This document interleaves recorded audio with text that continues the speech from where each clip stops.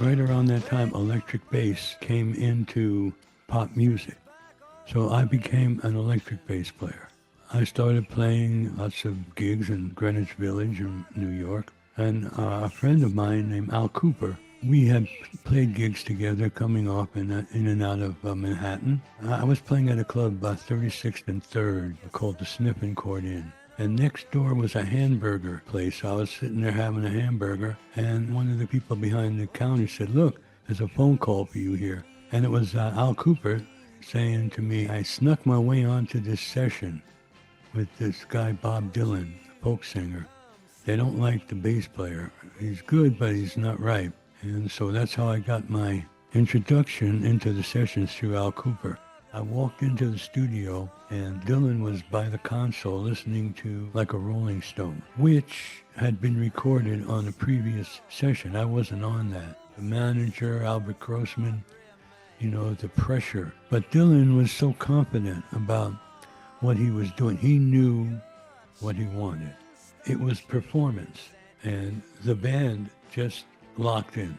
Mike Bloomfield, guitar player from Paul Butterfield Blues Band, brought that whole kind of edginess to the folk music. Bobby Gregg, the drummer, was a session drummer, solid like a rock. So all of these things came together, and it made it an exciting album. So we all, being the young professionals that we were, we tried to give him the best that we could. And it was interpreting his interpretation of his song.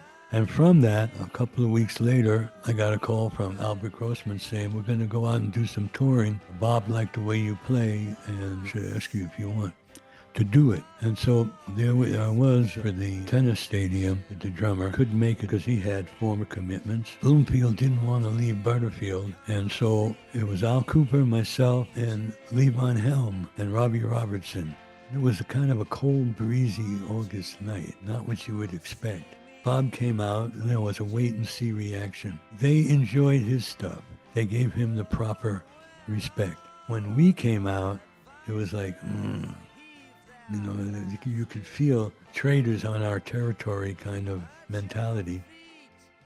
The funny thing at the tennis stadium was Murray Decay. Decay was a disc jockey in the 60s, and he was a very pop music figure, not a folk music figure. And that kind of irritated the pure folkies as well. But those of you who want to put anything down as far as the type of music, what this man with Bob Dylan is saying is not rock, it's not folk, it's a new thing called Dylan. And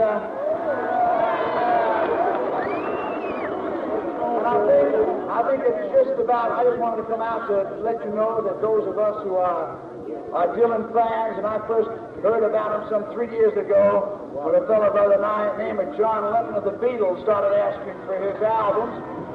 I would like to just say this, that there is a new swinging mood in this country, and I think Bob Dylan perhaps is the spearhead of that new mood. It's a new expression, a new kind of telling it like it is. And Mr. Dylan is definitely what's happening, baby.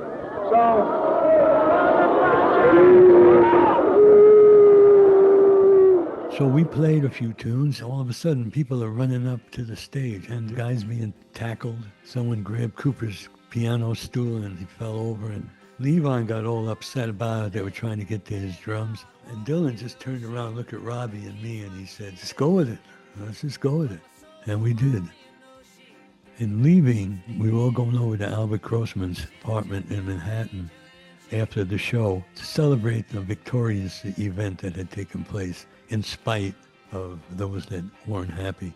Going to Hollywood was a whole other story. They welcomed us from minute one. We pulled into the Hollywood Bowl. We could see all these movie stars in the first 2 rows. We got out, plugged in. But I think that he was more comfortable with the crowd because he didn't have to prove anything to them. They loved what he was doing.